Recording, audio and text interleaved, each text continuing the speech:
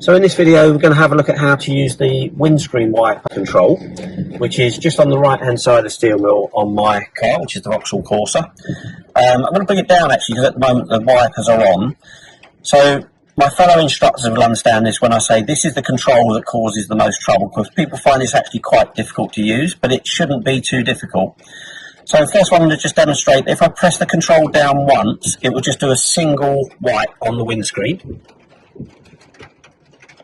And if we come back to the control now, if I move it up to position 1, that puts it onto an intermittent wipe, which will mean it will wipe as required. As it's quite persistent rain at the moment, you can see the wiper is constantly wiping, but it wouldn't always do that. If we move it down, or move it up to the next position, position 2, that's when we get our regular speed wiper come on.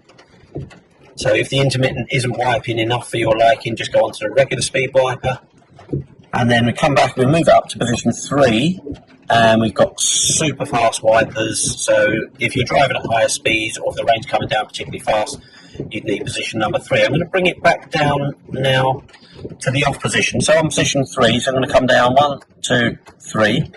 And on the end here, we've got the rear wiper control. If I turn this round once, then I get an intermittent wipe on the back wiper, on the back windscreen.